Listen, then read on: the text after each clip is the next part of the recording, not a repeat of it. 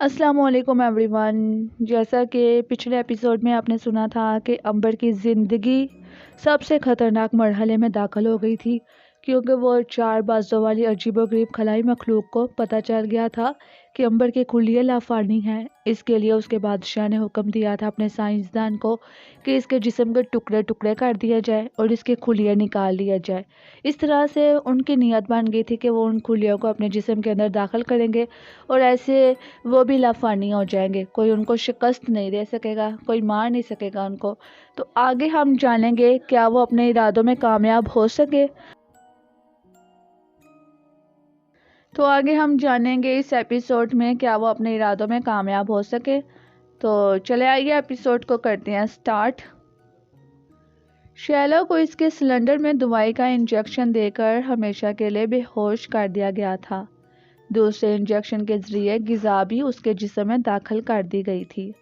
بڑے آپریشن کے لیے امبر کو سب سے بڑی لیبارٹری کے آپریشن روم میں پہنچا دیا گیا۔ وہ اسٹریچر پر سیدھا لیٹا تھا، وہ بالکل بے ہوش تھا۔ چار بازوں والے 5 آدمی بڑی تیزی سے آپریشن کی کینچیاں، تیز چاقو اور آڑیاں تشت میں اسٹریچر کے پاس رکھنے لگے۔ چیف ان کے پاس ہی کھڑا تھا۔ وہ امبر کے جسم کو کاٹ کر اس کے گوشت اور خون کے سارے خلیے اپنے سامنے نکلتے دیکھنا چاہتا تھا۔ امبر اگرچہ بے ہوش تھا مگر وہ اچانک ایک خواب دیکھنے لگا۔ اس نے دیکھا کہ وہ ہزاروں سال پرانے مصر کے اہرام میں ایک تابوت کے قریب کھڑا ہے۔ تابوت پر ایک بہت بڑا سونے کا انڈا پڑا ہے۔ سونے کے انڈے کو ہاتھ لگایا تو اسے ایک عورت کی آواز آئی، امبر، تم زندگی کے سب سے خطرناک مقام پر کھڑے ہو۔ امبر نے آواز پہچان لی، یہ دیوی تلالہ کی آواز تھی۔ امبر نے کہا، دیوی تلالہ، یہ تم کیا کہہ رہی ہو؟ میں تو یہاں بڑے آرام سے کھڑا ہوں اور میرا دشمن بھی یہاں کوئی نہیں ہے۔ دیوی تلالہ نے کہا، ابھی تمہاری ماں کی روح میرے پاس آئی تھی اور اس نے مجھے بتایا کہ امبر پر بڑی باری مصیبت آن پڑی ہے، اس کی مدد کرو۔ تمہاری ماں کی نیک روح نے مجھے سب کچھ بتا دیا۔ تو پھر میں نے اپنی آنکھوں سے تمہیں ایک سیارے میں پہاڑ کے نیچے اس حالت میں دیکھا کہ تم بے ہوش ہو، تمہاری طاقت ختم کر دی گئی ہے اور تمہارے جسم کے ٹکڑے کیے جانے والے ہیں۔ امبر نے حیرانی سے کہا، دیوی تلالہ، یہ تم کیا کہہ رہی ہو؟ میں تو اس وقت تمہارے سامنے کھڑا ہوں۔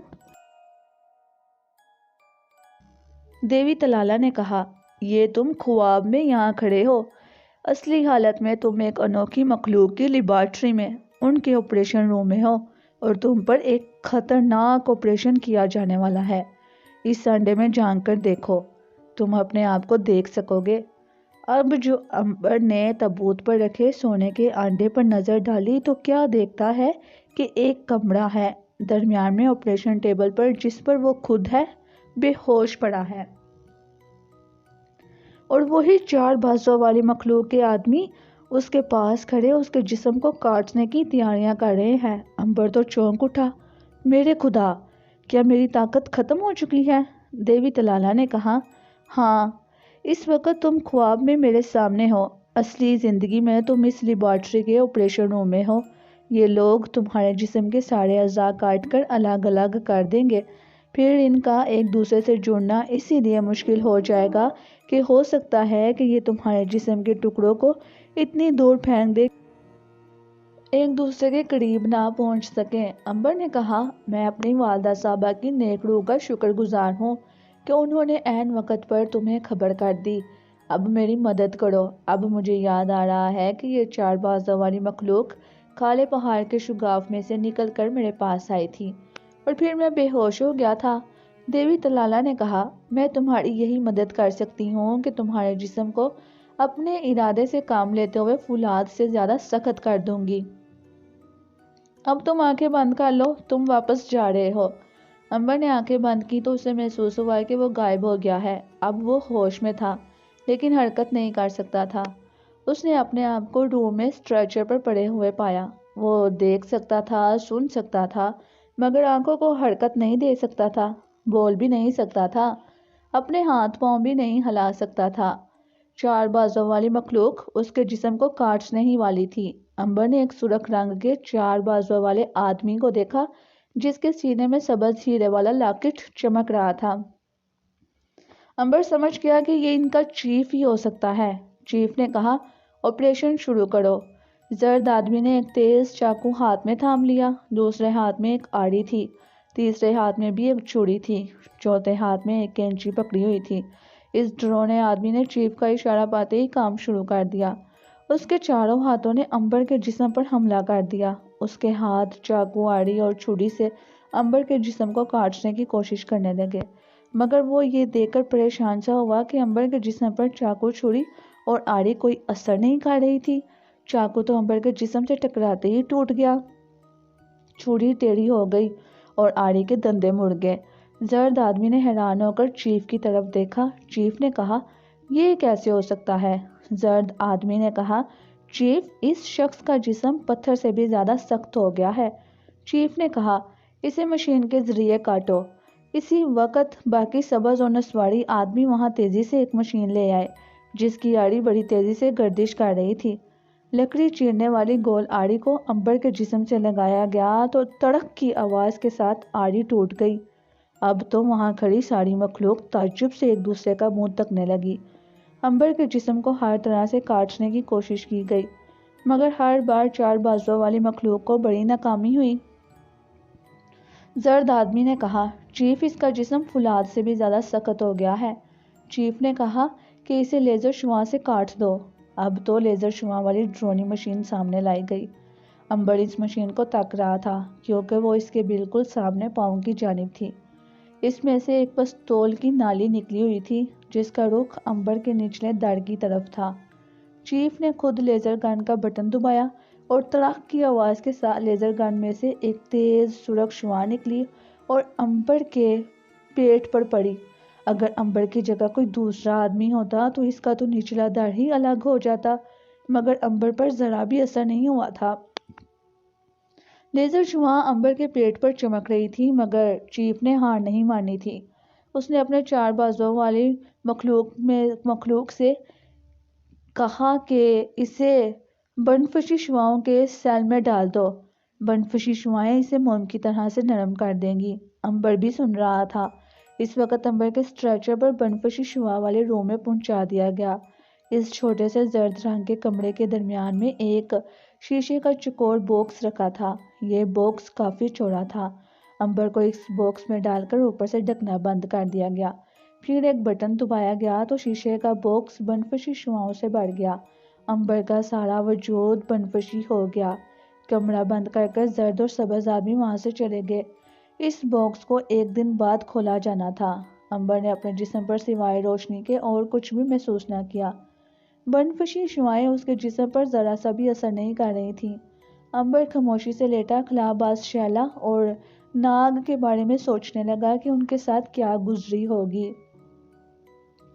شیلا اس زیر زمین لیبارٹری کے ایک کمرے میں بے ہوش پڑی تھی اور ناگ ساری رات کیچڑ والے تالاب کے کنارے پتھروں کے پیچھے چھپا انتظار کر رہا تھا کہ شاید وہاں کوئی مخلوق آ جائے، مگر ساری رات گزر گئی اور کوئی نہ آیا۔ دن چڑھ گیا اور چاروں طرف سیاہ پہاڑوں پر روشنی پھیل گئی۔ ناگ نے ایک بار پھر سے عقاب کا روپ بدلا اور ہوا میں اڑ کر پہاڑوں کے اوپر چکر لگانے لگا۔ اس نے سوچا کہ کیوں نہ کھلائی شٹل والے آدم خور خلاؤ باز کی بستی کا ایک چکر لگایا جائے۔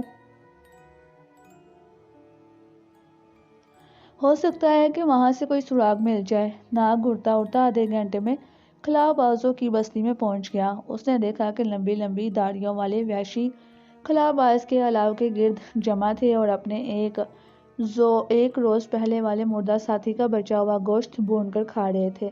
ناگ کو تو یہ وحشتناک منظر بڑا گھناؤنا لگا۔ وہ اڑا اور کھلائی شٹل کی طرف نکل گیا۔ اسے اڑتے ہوئے کسی نے اسی لیے نہ دیکھا کہ وہ درختوں کے پیچھے ہو کر اڑ رہا تھا۔ کھلائی شٹل اسی طرح سے اپنی جگہ پر کھڑی تھی۔ وہاں کوئی خلا باز نہیں تھا۔ ناگ نے سوچا کہ اس شٹل کے اندر چل کر دیکھنا چاہیے۔ ناگ گوتا لگا کر نیچے زمین پر اتر آیا۔ وہ سانپ کی شکل اختیار کرنے کے بعد لمبی گھاس میں سے رینگتا ہوا شٹل کے پاس پہنچا تو دیکھا کہ سفید بالوں والا سائنسدان خلا باز کھلائی شٹل میں سے باہر نکلا اور وہ یہ دیکھ کر حیران رہ گیا کہ سفید بالوں والے سائنسدان مسٹر سٹون کے ہاتھ پیچھے بندھے ہوئے تھے اور دو کھلائی آدم خور اسے نکال کر بستی کی طرف لے جا رہے تھے۔ ناگ کانپ اٹھا تھا۔ یہ آدم خور اس بوڑھے سفید بالوں والے سائنسدان کو ہڑپ کرنے کے لیے لے جا رہے تھے۔ ایک خلاباز گنڈا بچ تھا، اس کے ہاتھ میں چاقو تھا۔ ناگ پیچھے پیچھے رینگنے لگا۔ شٹل سے تھوڑی دور جا کر گنڈا بچ بولا تھا، اس بڈھے کو یہاں قتل کر دو، پھر اسے بھون کر کھائیں گے۔ لمبی داڑھی والا دوسرا نیم وحشی خلاباز ہنسا اور بولا، اچھا خیال ہے، تم اسے قتل کر دو۔ سائنسدان مسٹر سٹون نے کہا تھا، مجھے مار کر تم ایک قابل آدمی سے محروم ہو جاؤ گے۔ ہو سکتا ہے کبھی تمہیں یہاں ایندھن مل جائے اور واپس زمین پر جانا پڑے، میرے بغیر تم خلائی شٹل نہیں اڑا سکو گے۔ گنڈا بچ کہکا لگا کر بولا، کیسی زمین، کیسا ایندھن، ہم اب اس سیارے پر رہیں گے اور تمہیں بھون کر کھائیں گے۔ وہ چاقو لے کر مسٹر سٹون کی طرف بڑھا۔ ناگ نے ایک پھنکار ماری اور اتنی زور سے چھلانگ لگائی کہ وہ سیدھا گنڈے بچ کی ٹانگ سے جا کر لپٹ گیا اور اسے ایک سیکنڈ میں ڈس دیا۔ ناگ غصے میں تھا، چنانچہ اس نے اپنا سارا زہر گنڈے بچ کے جسم میں داخل کر دیا۔ یہ بڑی خطرناک بات تھی۔ بچ کا سارا جسم ایک دم سے سن ہو کر بے حس ہو گیا اور وہ دھڑام سے زمین پر گر پڑا۔ اس کا ساتھی سانپ کو دیکھ چکا تھا، وہ ایک طرف کو بھاگا، مگر وہ ناگ سے بچ کر کہاں جا سکتا تھا۔ ناگ نے اسے قریبی جھاڑیوں میں جا لیا۔ اس سے پہلے کہ آدم خور خلاباز کے منہ سے چیخ نکلتی، ناگ اسے ڈس کر ہلاک کر چکا تھا۔ ناگ جلدی سے واپس آیا۔ اس نے دیکھا کہ سائنسدان مسٹر سٹون بڑا پریشان کھڑا اس کی طرف دیکھ رہا تھا جس طرف سانپ تھا۔ ناگ انسانی شکل میں آ کر جھاڑیوں سے نکل کر سائنسدان سٹون کی طرف آیا اور بولا، مسٹر سٹون، مجھے دیکھ کر آپ یقیناً حیران ہوں گے، مگر میں مسٹر امبر کا دوست ہوں اور اس کے ساتھ ہی زمین پر مریخ والوں کی لیبارٹری سے غائب ہوا تھا۔ سائنسدان سٹون پھٹی پھٹی آنکھوں سے اپنے سامنے زمین کے ایک انسان کو تاک رہا تھا۔ تم یہاں کیسے آ گئے؟ ناگ نے کہا، میں اور امبر یہاں اکٹھے آئے تھے۔ جب وہ آپ سے باتیں کر رہا تھا تو میں اس کے پیچھے چھپا ہوا تھا۔ اب امبر کہاں ہے؟ وہ تو شیلا کو ساتھ لے کر فرار ہو گیا ہے۔ ناگ نے بوڑھے سائنسدان سے کہا تھا، اگر آپ وعدہ کریں کہ آپ کسی سے کوئی بات نہیں کریں گے تو میں آپ کو ساری کہانی سنائے دیتا ہوں۔ اس میں آپ کا بھی بھلا ہے کیونکہ یہ آدم خور آپ کی جان کے بھی دشمن بن چکے ہیں۔ بوڑھے سائنسدان نے کہا، میں وعدہ کرتا ہوں کہ تم مجھے جو کچھ بتاؤ گے اس کا ذکر کسی سے نہیں کروں گا، مگر خدا کے لیے یہاں سے کسی طرف بھاگ چلو، نہیں تو دوسرے خلاباز وحشی آ کر مجھے پکڑ لیں گے۔ ان دونوں کو تو یہاں سانپ نے نکل کر ڈس دیا۔ میں حیران ہوں کہ یہاں سانپ کہاں سے آ گیا۔ ناگ نے کہا تھا، میرے ساتھ آئیں، مجھے ایک خفیہ جگہ کا علم ہے، وہاں ان لوگوں کی نظر نہیں پہنچ سکتی۔ ناگ نے بوڑھے سائنسدان سٹون کو ساتھ لیا اور اسی راستے سے گزر کر دور پہاڑی گھاٹی میں پہنچ گیا جہاں سے خلاباز شیلا امبر کو لے کر گئی تھی۔ گھاٹی کے اندر خفیہ غار میں پہنچ کر ناگ نے سائنسدان سٹون کو شروع سے لے کر آخر تک ساری داستان سنائی کہ کس طرح سے امبر کو لے کر خلاباز عورت شیلا یہاں سے فرار ہوئی اور پھر کس طرح سے وہ کالے پہاڑ کے تالاب پر پہنچے۔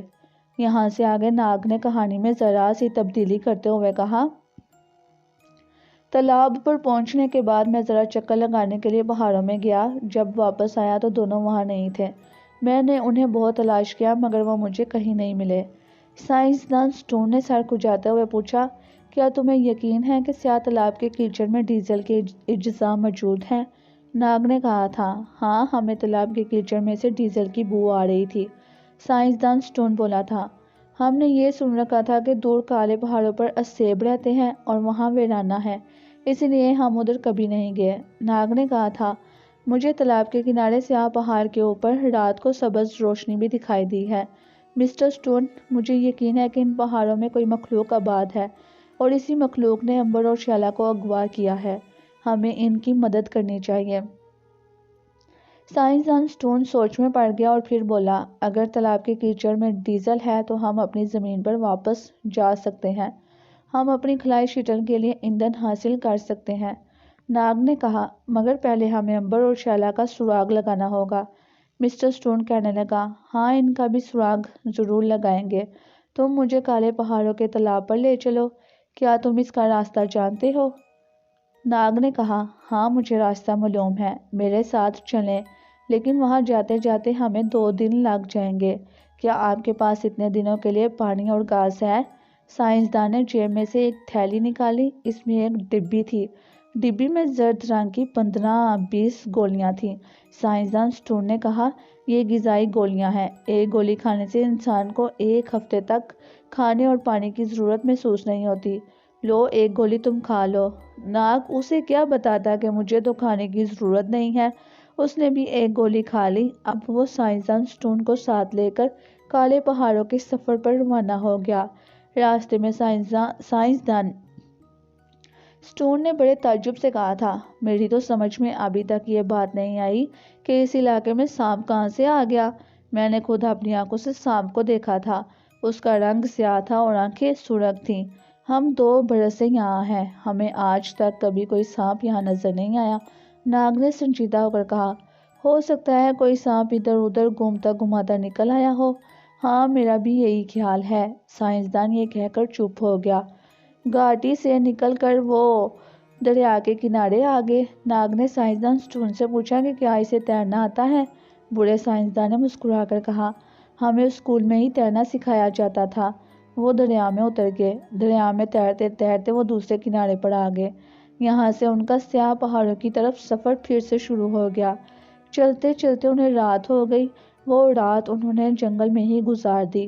دوسرے دن پھر سے سفر شروع ہو گیا۔ اس طرح سے سفر کرتے وہ کالے پہاڑوں کے درمیان جو تنگ گلی تھی وہاں پہنچ گئے۔ ناگ نے رک کر کہا کہ اس پہاڑی دورے کی دوسری جانب وہ تالاب ہے۔ سائنسدان اسٹون بولا، چلو مجھے جلدی سے اس تالاب پر لے چلو۔ اگر اس میں واقعی ڈیزل ملا کیچڑ ہے تو ہمارے واپس اپنی زمین پر جانے کی امید پیدا ہو سکتی ہے۔ ناگ اسٹون کو درے سے نکال کر تالاب پر لے آیا، لیکن ناگ یہ دیکھ کر حیران رہ گیا کہ تالاب کے اوپر شیشے کا ایک گول بلبلے جیسا ڈھکنا ڈال دیا گیا تھا۔ یہ کام دوسرے ہی روز 4 بازوں والی مخلوق نے کر دیا تھا تاکہ خلاباز وہاں آ کر ڈیزل ملا کیچڑ نکال کر نہ لے جائیں۔ مسٹر اسٹون نے شیشے کا ڈھکنا دے کر کہا تھا، تالاب تو اوپر سے بند ہے۔ ناگ نے کہا تھا، سمجھ میں نہیں آ رہا کہ یہ شیشے کا ڈھکنا کہاں سے آ گیا۔ جب میں امبر اور شیلا یہاں آئے تھے تو تالاب پر تو کوئی ڈھکنا نہیں تھا، نیچے ڈیزل ملا کیچڑ بالکل ننگا تھا۔ مسٹر اسٹون ڈھکنا کو ہاتھ لگا کر کہا کہ یہ تو فولادی شیشہ ہے۔ وہ جھک کر کیچڑ کو تکنے لگا۔ اس کیچڑ کا رنگ بتا رہا ہے کہ اس میں ڈیزل موجود ہے۔ دوست، اگر ہم کسی طرح سے یہاں سے کیچڑ نکال کر اپنے شٹل تک لے جائیں تو وہاں ہم اس سے مایع گیس پیدا کر کر اپنے شٹل کو اڑا سکتے ہیں۔ ناگ نے کہا، لیکن سوال یہ ہے کہ اس ڈیزل کو یہاں سے کیسے نکالا جائے؟ سائنسدان اسٹون خاموش ہو گیا۔ سائنسدان اسٹون نے کہا کہ ایک بات صاف ظاہر ہے کہ اگر کسی نے اس تالاب کے اوپر اپنا اتنا اعلیٰ قسم کا شیشے کا فولادی ڈھکن ڈالا ہے تو یہاں کوئی ایسی مخلوق ضرور آباد ہے جو اس تالاب کی حفاظت کر رہی ہے۔ ناگ کہنے لگا، میرا بھی یہی خیال ہے مسٹر اسٹون۔ سائنسدان نے کہا، یہ ڈھکنا جس فولادی شیشے سے بنا ہے وہ ہمارے ہاں نہیں ہوتا۔ معلوم ہوتا ہے کہ جو مخلوق اس تالاب کی حفاظت کر رہی ہے وہ سائنس میں بہت ترقی یافتہ ہے۔ ناگ نے کہا، مسٹر اسٹون، اس کا ایک یہ بھی نتیجہ نکلتا ہے کہ اس مخلوق کو علم ہو چکا ہے کہ میں اور امبر اور شیلا یہاں پہلے آئے تھے، اسی وجہ سے اس مخلوق نے اس تالاب کو ڈھانپ دیا ہے۔ سائنسدان مسٹر اسٹون کہنے لگا، اس سے یہ بات بھی ظاہر ہوتی ہے کہ امبر اور ہماری ساتھی شیلا کو یہی خلائی مخلوق اغوا کر کر لے گئی ہے، ورنہ انہیں تالاب کو ڈھانپنے کی کیا ضرورت تھی؟ مخلوق نے سوچا کہ اگر امبر اور شیلا 2 انسان یہاں پہنچ گئے ہیں تو ان کے ساتھی بھی یہاں پہنچ سکتے ہیں۔ آپ نے بالکل ٹھیک سوچا مسٹر اسٹون، ناگ بے اختیار پکار اٹھا۔ سائنسدان مسٹر اسٹون نے کہا، اور یہ بھی ثابت ہو گیا ہے کہ اس مخلوق کے لیے بھی یہ ڈیزل ملا کیچڑ بے حد قیمتی ہے۔ دراصل یہ گیس کا خزانہ ہے۔ اس کیچڑ کے رنگ سے مجھے احساس ہو رہا ہے اس کا ایک سیر کیچڑ ہماری شٹل کے لیے 1 برس کا ایندھن سپلائی کر سکتا ہے۔ ناگ بولا، یہ کیچڑ اس قدر طاقتور گیس اپنے اندر رکھتا ہے؟ مسٹر اسٹون نے کہا تھا، دوست، یہ ہماری زمین نہیں ہے، یہ کوئی اور ہی سیارہ ہے۔ یہاں کے کیمیکل دوسرے ہیں، یہاں کے عناصروں کا امتزاج دوسری طرح کا ہے۔ اس کیچڑ کے اجزاء اپنے اندر بے پناہ گیس کی طاقت رکھتے ہیں۔ ناگ نے کہا تھا، اب سوال یہ ہے کہ اگر یہاں کی مخلوق میرے دوست امبر اور آپ کی دوست خلا باز شیلا کو اغوا کر لے گئی ہے، تو انہیں کہاں تلاش کیا جائے؟ سائنسدان بولا، ظاہر ہے کہ یہ مخلوق انہی پہاڑوں کے اندر رہتی ہوگی، ہو سکتا ہے کہ اس وقت وہ ہمیں دیکھ رہی ہوں۔ تم نے کہا تھا نا کہ تم نے یہاں ایک سبز روشنی دیکھی تھی؟ ہاں، ناگ نے کہا، وہ سامنے والے پہاڑی کے اوپر مجھے سبز روشنی نظر آئی تھی۔ سائنسدان مسٹر سٹون نے پہاڑوں کی طرف بڑے غور سے دیکھا اور کہا، چلو وہاں چل کر دیکھتے ہیں، شاید کوئی سراغ مل جائے۔ ناگ اور سائنسدان مسٹر سٹون پہاڑی کی طرف روانہ ہو گئے۔ پہاڑی کی چڑھائی بڑی مشکل تھی۔ ناگ نے مسٹر سٹون کو سنبھال رکھا تھا اور اسے سہارا دے کر پہاڑی کے اوپر لے گیا۔ اوپر جا کر مسٹر سٹون بیٹھ کر سانس ٹھیک کرنے لگا۔ پھر اس نے ناگ سے کہا تھا، دوست، تم نے مجھے اپنا نام ابھی تک نہیں بتایا، تمہارا نام کیا ہے؟ ناگ نے کہا، مجھے ناگا کہتے ہیں، میں سوڈان کا رہنے والا ہوں۔ سائنسدان نے اپنا سفید بالوں والا سر ہلا کر کہا، ٹھیک ہے مسٹر ناگا، تمہارا نام مجھے انڈیا کے لوگوں کا نام لگتا ہے۔ اچھا اب بتاؤ کہ تم نے روشنی کہاں دیکھی تھی؟ ناگ اندازے سے پہاڑی پر ایک جگہ جا کر رک گیا۔ مسٹر سٹون، مجھے یقین ہے کہ روشنی یہاں سے چمکی تھی۔ سائنسدان مسٹر سٹون اور ناگ اس جگہ کو جھک کر غور سے دیکھنے لگے۔ وہاں چھوٹے چھوٹے پتھر پڑے تھے۔ انہوں نے پتھروں کو ایک طرف ہٹایا تو نیچے سے چھوٹی سی ایک نلکی کا سر نکل آیا جس کے آگے شیشہ لگا تھا۔ مسٹر سٹون بڑے شوق سے اسے تکنے لگا۔ مسٹر ناگا، یہ ٹیلی لینس ہے، اس میں سے رات کو روشنی نکلتی ہے۔ اس کا مطلب ہے کہ ہو سکتا ہے کہ اس ٹیلی لینس کے ذریعے ہماری فلم بھی لی گئی ہو۔ ناگ نے کہا، تو کیا یہاں کی مخلوق اس پہاڑ کے نیچے رہتی ہے؟ لگتا تو ایسے ہی ہے، مسٹر سٹون بولے۔ ناگ کہنے لگا، ہم اس نلکی کو اکھاڑ دیتے ہیں، ہو سکتا ہے نیچے سے کوئی راستہ نکل آئے۔ سائنسدان نے کہا کہ نہیں، ہمیں ایسا نہیں کرنا چاہیے۔ اگر ہم نے نلکی اکھاڑ بھی لی تو ہم اس کے سوراخ میں سے اندر داخل نہیں ہو سکیں گے۔ اسی لیے بہتر یہی ہے کہ اب جب کہ ہمیں معلوم ہو گیا ہے کہ یہاں کی مخلوق اس پہاڑی کے اندر خفیہ جگہ رہتی ہے، تو ہمیں نیچے اتر کر پہاڑی میں اندر جانے کا راستہ تلاش کرنا چاہیے۔ ناگ اب اسے یہ نہیں بتا سکتا تھا کہ وہ نلکی کے سوراخ میں سے سانپ بن کر اندر جا سکتا تھا۔ پہلے اس نے سوچا کہ وہ سائنسدان کو اپنے بارے میں بتا دے کہ وہ سانپ ہے، پھر اس نے اس خیال کو دل سے نکال دیا۔ وہ یہ سوچ کر چپ رہا کہ سائنسدان کو نیچے پہاڑی کے دامن میں چھوڑ کر وہ خود کسی بہانے اوپر آئے گا اور نلکی اکھاڑ کر اس کے سوراخ میں سے سانپ بن کر چلا جائے گا اور نمبر کا سراغ لگانے کی کوشش کرے گا۔ سائنسدان مسٹر سٹون ابھی تک پہاڑی کے ارد گرد ادھر ادھر زمین کا جائزہ لے رہا تھا۔ اس نے ایک جگہ پاؤں پتھروں پر مارتے ہوئے کہا تھا، ناگا، یہاں زمین نرم ہے اور اندر سے کوکھلی آواز آتی ہے، اس کا مطلب ہے کہ یہاں اندر خالی ہے، مگر ہم اسے کیسے کھولیں گے؟ ناگ اس پہاڑی کے نیچے لے جانا چاہتا تھا اس کو، تاکہ موقع پا کر ناگ اکیلا پہاڑی کے اوپر آ کر نلکی کے سوراخ میں سے اندر جانے کی کوشش کرے۔ اس نے سائنسدان سے کہا تھا، میری رائے میں ہمیں نیچے جا کر پہاڑی کے اندر جانے کا کوئی راستہ ڈھونڈنا چاہیے۔ اچھا خیال ہے ناگ۔ یہ کہہ کر سائنسدان مسٹر سٹون ناگ کے ساتھ پہاڑی سے نیچے اترنے لگا۔ پہاڑی کے نیچے آ کر وہ تالاب سے کچھ دور پہاڑی کی دیواروں کو جگہ جگہ سے دیکھنے لگے۔ اچانک انہیں پہاڑی دیوار سے ایسی آواز سنائی دی جیسے کوئی مشین چل رہی ہو۔ ناگ نے کہا تھا، کوئی اندر ہے مسٹر سٹون۔ سائنسدان سٹون پہلے ہی کان لگائے وہ آواز سن رہا تھا، پھر وہ گھبرا کر بولا تھا، آواز آگے بڑھ رہی ہے، کوئی باہر آ رہا ہے، جلدی سے کسی جگہ چھپ جاؤ۔ ناگ اور مسٹر سٹون ایک طرف دوڑ کر پتھروں کے پیچھے چھپ گئے۔ ان کی نگاہیں پہاڑوں کی دیواروں پر لگی تھیں۔ اچانک دیوار میں ایک جگہ شگاف پیدا ہوا، پتھر کی دیوار جیسے ایک طرف ہٹ گئی اور اس کے اندر سے 4 بازوؤں اور بن مانس کے ہاتھ پاؤں والے 2 آدمی باہر نکلے۔ ان میں سے ایک کا رنگ سبز اور دوسرے کا رنگ نسواری تھا۔ ان کے جسموں پر داغ تھے۔ مسٹر سٹون کچھ بولنے ہی لگا تھا کہ ناگ نے اس کے منہ پر ہاتھ رکھ دیا۔ سبز اور نسواری رنگ کی مخلوق کو سائنسدان سٹون حیرت کی نظروں سے دیکھ رہا تھا۔ ایسی 4 بازو اور بغیر منہ کی مخلوق اس نے پہلے کبھی نہیں دیکھی تھی۔ دونوں سبز اور نسواری آدمی تالاب کے شیشے کی چھت کے پاس آ کر کھڑے ہو گئے اور بڑی آواز میں باتیں کرنے لگے۔ سائنسدان کو تو ان کی زبان سمجھ نہیں آتی تھی، مگر ناگ ان کی گفتگو سمجھ رہا تھا۔ ہمارے ریڈار میں ضرور کوئی خرابی پیدا ہو گئی ہے، یہاں تو کوئی نہیں ہے، نسواری آدمی بولا۔ یہاں کوئی آ بھی کیسے سکتا ہے؟ چیف کو وہم ہو گیا ہے، چلو ہم واپس چلتے ہیں، باہر زیادہ دیر ٹھہرنے سے ہمارا دم گھٹ سکتا ہے۔ اور وہ دونوں جس شگاف سے آئے تھے اسی میں چلے گئے۔ ان کے جاتے ہی پہاڑ کی دیوار ویسے ہی بند ہو گئی۔ سائنسدان سٹون بولا، یہ کس قسم کی مخلوق ہے؟ یہ آپس میں کیا باتیں کر رہے تھے؟ کاش ہم ان کی زبان سمجھ سکتے۔ ناگ اسے یہ بتا کر کہ وہ ان کی زبان سمجھ رہا تھا، اپنے آپ کو اس کی نظروں میں مشکوک نہیں بنانا چاہتا تھا۔ اس نے صرف اتنا کہا تھا، ہو سکتا ہے کہ یہ لوگ ہماری تلاش میں آئے ہوں۔ پہاڑی کے اوپر جو ٹیلی لینس کی نلکی جو لگی ہوئی تھی، اس نے ہمارے بارے میں اس مخلوق کو بتا دیا ہو۔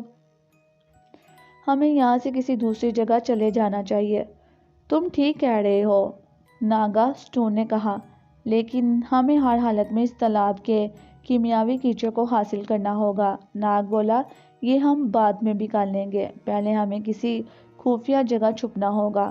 ناگ اور سائنسدان سٹون تالاب کے کچھ فاصلے پر پہاڑوں کے درمیان والے دھرے میں آ کر ایک شگاف میں چھپ کر بیٹھ گئے۔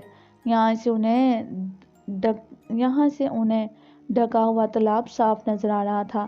ناگ پہاڑی والی نلکی میں سے پہاڑ کے اندر جانے کو بےتاب تھا تاکہ وہ امبر کا کچھ پتہ چلا سکے۔ اس نے سٹون سے کہا تھا، آپ یہاں میرا انتظار کریں، میں پہاڑی کا ایک اور چکر لگانا چاہتا ہوں۔ سائنسدان سٹون نے ناگ کی طرف دیکھا اور کہا، برخودار، تم نوجوان ہو اور تمہیں سائنس کا کچھ پتہ بھی نہیں۔ اگر تم اسی مخلوق کے ہاتھ آ گئے تو تمہاری خیر نہیں ہے۔ بہتر یہی ہے کہ ہم یہاں سے دور کسی دوسری وادی میں جا کر پناہ لیں اور پھر کوئی پلان بنا کر یہاں آئیں۔ ناگ نے کہا تھا، میں ابھی چکر لگا کر آتا ہوں، آپ میرے بارے میں فکر نہ کریں، میں احتیاط سے کام لوں گا۔ اس سے پہلے کہ سائنسدان سٹون ناگ کو روکتا، ناگ اٹھ کر پہاڑی دھرے میں سے نکلا اور سیدھے سامنے والی پہاڑی کی طرف بڑھنے لگا۔ کچھ دور تک تو ناگ مسٹر سٹون کو دکھائی دیتا رہا، پھر ناگ اس کی آنکھوں سے اوجھل ہو گیا۔ ناگ جان بوجھ کر پہاڑی کی دوسری طرف سے اوپر چڑھا۔ پہاڑی کے اوپر آ کر اس نے فوراً سانپ کی شکل بدلی اور رینگتا ٹیلی لینس والی نلکی کے پاس پہنچ گیا۔ اس نے اپنے دانتوں کی مدد سے نلکی کے منہ پر لگا ہوا شیشہ اتار کر پرے پھینک دیا۔ اب اس نے دیکھا یہ کوئی کیمرہ نہیں تھا، بلکہ شاید سورج کی روشنی کے لیے نلکی لگائی گئی تھی۔ نلکی نیچے پہاڑی کے اندر جا رہی تھی۔ ناگ نلکی میں اتر گیا۔ یہ ایک فولادی پائپ تھا۔ ناگ رینگتا ہوا نیچے ایک ایسے تنگ سے کمرے میں آ گیا جہاں مختلف قسم کی خلائی مشینیں کام کر رہی تھیں۔ ہلکی ہلکی آواز کمرے میں پھیلی ہوئی تھی۔ ناگ کمرے سے باہر نکلنے کا راستہ تلاش کرنے لگا۔ کمرے کا ایک ہی دروازہ تھا جو بند تھا۔ یہ دروازہ اس طرح سے بند تھا کہ سوئی جتنی بھی درز کہیں دکھائی نہیں دیتی تھی۔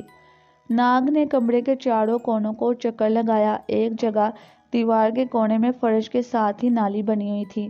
ناگ اس نالی میں سے گزر کر دوسری جانب آیا تو اس کے سفید رنگ کی ٹائلوں والا کمرہ تھا۔ اس نے دیکھا جس کے درمیان میں ایک شیشے کا سلنڈر پڑا تھا۔ ناگ قریب آیا تو ٹھٹک کر رک گیا۔ اس سلنڈر میں خلاباز امریکی عورت شیلا بے ہوش پڑی تھی۔ ناگ نے سلنڈر کے گرد ایک چکر لگایا، پھر دروازے کو دیکھا۔ دروازہ بند تھا۔ کمرے کی چھت سے روشنی آ رہی تھی۔ ناگ سانپ سے انسان بن گیا۔ اب اس نے سلنڈر کے ڈھکنے کا کنڈا الگ کر کر اسے اوپر اٹھا دیا۔ شیلا بالکل بے ہوش تھی۔ وہ سمجھ گیا کہ اسے کوئی ٹیکا لگا کر بے ہوش کیا گیا ہے۔ شیلا کا جسم بے حد ٹھنڈا تھا۔ اس کا مطلب تھا کہ اسے بے ہوشی کی دوا دی گئی تھی۔ ناگ نے سوچا کہ اگر اس کے جسم کو گرم کر دیا جائے تو ہو سکتا ہے کہ شیلا پھر سے ہوش میں آ جائے۔ ناگ شیلا کو ہوش میں لانے کی ترکیب سوچ ہی رہا تھا کہ اسے گڑر کی آواز سنائی دی۔ دوسری طرف سے کوئی آ رہا تھا۔ ناگ ایک سیکنڈ میں پھر سے سانپ بن گیا اور کونے میں ایک ڈرم کے پیچھے جا کر چھپ گیا۔ وہ اپنی چھوٹی سی گردن نکالے باہر دیکھ رہا تھا۔ کمرے کا دروازہ کھل گیا اور اس نے ایک سرخ مخلوق کو دیکھا کہ جس کے گلے میں سبز ہیرے کا لاکٹ چمک رہا تھا۔ یہ اس مخلوق کا چیف تھا۔ اس کے پیچھے دو زرد اور سبز آدمی بھی تھے۔ زرد مخلوق کے ہاتھ میں انجیکشن کا سرنج تھا۔ ناگ نے یہ عقلمندی کی تھی کہ سانپ بننے سے پہلے شیلا کے سلنڈر کا ڈھکنا بند کر دیا تھا۔ چیف نے سلنڈر کی طرف اشارہ کر کر زرد آدمی سے کہا تھا، اسے کھولو۔ سلنڈر کا ڈھکنا کھول دیا گیا۔ چیف نے جھک کر شیلا کو دیکھا، پھر زرد آدمی کی طرف متوجہ ہو کر بولا، ٹھیک ہے، میں اس زمینی عورت سے شادی کروں گا۔ ہو سکتا ہے ہماری جو اولاد پیدا ہو اس کے خلیے بھی زمینی مخلوق کی طرح سے طاقتور ہو۔ اسے ہوش میں لا کر میرے کمرے میں لے آؤ، خبردار اسے پتہ نہ چلے کہ میں اسے شادی کرنے والا ہوں۔ یہ کہہ کر چیف واپس نکل گیا۔ زرد اور سبز آدمیوں نے ایک دوسرے کو دیکھا۔ سبز مخلوق کے ہاتھ میں ایک کالا تھیلا تھا جس میں سے سیاہ سلاخیں باہر نکلی ہوئی تھیں۔ سبز آدمی نے سلنڈر کے ڈھکنے کو ایک طرف غور سے دیکھا اور اپنے ساتھی سے کہا، معلوم ہوتا ہے یہاں کسی زمینی مخلوق نے ہاتھ لگایا ہے، اس جگہ سے تابکاری نکل رہی ہے۔ زرد آدمی اس جگہ کو جھک کر دیکھنے لگا، پھر بولا کہ یہاں کوئی زمینی مخلوق نہیں آ سکتی۔ ہو سکتا ہے جس وقت ہم نے اس زمینی عورت کو سلنڈر میں بند کیا ہو اس وقت اس کا ہاتھ یہاں لگ گیا ہو۔ ناگ چھپا ہوا یہ ساری گفتگو سن رہا تھا۔ اچانک اسے خیال آیا کہ اگر یہ دونوں یہاں سے نکل گئے تو وہ اس کمرے سے باہر نہیں نکل سکے گا۔ کیوں نہ وہ اس مخلوق کے کالے تھیلے میں چھپ جائے اور ان کے ساتھ ہی دوسری جگہ پہنچ کر عنبر کا سراغ لگانے کی کوشش کرے۔ دونوں عجیب آدمی سلنڈر میں سے بے ہوش شیلا کو باہر نکال رہے تھے۔ ان کا سیاہ تھیلا ایک طرف پڑا تھا۔ ناگ خطرہ مول لیتے ہوئے رینگ کر ڈرم کے پیچھے سے نکلا اور تھیلے کے پاس آ کر جلدی سے اس میں گھس گیا۔ تھیلے میں سفید اور زرد رنگ کی روئی پڑی تھی۔ ناگ اس میں چھپ گیا۔ اب اسے صرف زرد اور سبز آدمی کے باتیں کرنے کی آوازیں آ رہی تھیں۔ زرد اور سبز آدمیوں نے شیلا کو سلنڈر سے نکال لیا۔ زرد آدمی نے بے ہوش شیلا کو اپنے کندھے پر ڈالنے سے پہلے اسے ایک انجیکشن لگایا اور کمرے سے باہر کی طرف چلا۔ سبز آدمی نے تھیلا اٹھا لیا۔ ناگ تھیلے میں سمٹ کر بیٹھا رہا۔ تہہ خانے کی ایک سیدھی سی لفٹ میں سوار ہو کر دونوں آدمی شیلا کو لے کر چیف کے کمرے میں آ گئے۔ اس کمرے میں شیشے کا ایک پلنگ اور شیشے کی میز اور شیشے کی 2 کرسیاں رکھی تھیں۔ زرد اور سبز آدمیوں نے شیلا کو پلنگ پر ڈالا اور اس کے اوپر سفید رنگ کا کمبل سا ڈالنے لگے۔ کالا تھیلا انہوں نے پلنگ کے پاس ہی فرش پر رکھ دیا تھا۔ ناگ موقع دے کر تھیلے سے رینگ کر باہر نکلا اور تیزی سے پلنگ کے نیچے گھس گیا۔ دونوں آدمی کمرے سے چلے گئے۔ ان کے جانے کے بعد کمرے کا دروازہ اپنے آپ بند ہو گیا۔ ان کے جانے کے بعد ناگ پلنگ کے نیچے سے نکل آیا۔ اس نے دیکھا کہ پلنگ پر لیٹی ہوئی شیلا کو ہوش آ رہا تھا۔ ناگ انسانی شکل میں آنے ہی لگا تھا کہ اچانک سے دروازہ کھل گیا۔ بجلی کی سی تیزی کے ساتھ ناگ دوبارہ سے پلنگ کے نیچے گھس گیا۔ دروازے پر چیف کھڑا تھا۔ اس کے چاروں بازوؤں میں سے ایک بازو کے ہاتھ میں شیشے کا چمکیلا گولا تھا، دوسرے ہاتھ میں فولاد کی چھڑی تھی۔ وہ پلنگ کے قریب آ کر غور سے شیلا کو تکنے لگا۔ شیلا نے آنکھیں کھول دی اور اپنے سامنے ایک ڈرونی سی شکل والے آدمی کو دیکھ کر اس نے چیخ ماری اور اٹھ کر بیٹھ گئی۔ وہ پلنگ پر سمٹ گئی تھی اور سہمی آنکھوں سے چیف کو تکنے لگی تھی، جس کے بن مانس جیسے سرخ جسم پر ہلکی ہلکی سی پشم سی اگی ہوئی تھی۔ چہرے پر گول آنکھیں تھیں، ناک کی جگہ سوراخ تھا اور منہ غائب تھا۔ اس کے 4 بازو آہستہ آہستہ سے حرکت کر رہے تھے۔ چیف نے چمکیلا گولا میز پر رکھ دیا اور شیشے کی کرسی پر بیٹھتے ہوئے بولا تھا، میں تمہاری زمین کی زبان میں تم سے بات کر رہا ہوں۔ دیکھو، میں پہاڑ کے اندر کی دنیا کا چیف ہوں۔ میں نے تم سے شادی کرنے کا فیصلہ کر لیا ہے۔ تمہیں یہ فیصلہ منظور کرنا ہوگا کیونکہ اب تم مرتے دم تک یہاں سے باہر نہیں جا سکو گی۔ شیلا نے ڈری ڈری آواز میں کہا تھا، تم انسان نہیں ہو، تم بن مانس ہو۔ میں بن مانس سے شادی نہیں کر سکتی۔ چیف کی باریک مگر غصے سے بھری ہوئی آواز بلند ہوئی تھی، میں تمہاری طرح کا انسان نہیں ہوں، مگر میرے اندر تمہارے انسانوں سے زیادہ عقل ہے۔ میں چیف ہوں۔ اگر تم نے انکار کیا تو تمہیں تیزاب میں ڈال کر ختم کر دیا جائے گا۔ میں تمہیں آج کے دن کی مہلت دیتا ہوں، میں شام کو پھر آؤں گا۔ یہ کہہ کر چیف نے چمکیلا گولا اٹھایا اور کمرے سے باہر نکل گیا۔ ناگ نے دروازہ بند ہونے کی آواز سنی تو پلنگ کے نیچے لیٹے لیٹے اس نے سانپ سے انسان کی شکل بدل لی اور باہر نکل آیا۔ وہ شیلا کے سامنے سانپ کی شکل نہیں بدلنا چاہتا تھا۔ شیلا ابھی تک سہمی بیٹھی تھی، مگر اپنے سامنے ناگ کو دیکھ کر اس کو حوصلہ ہوا۔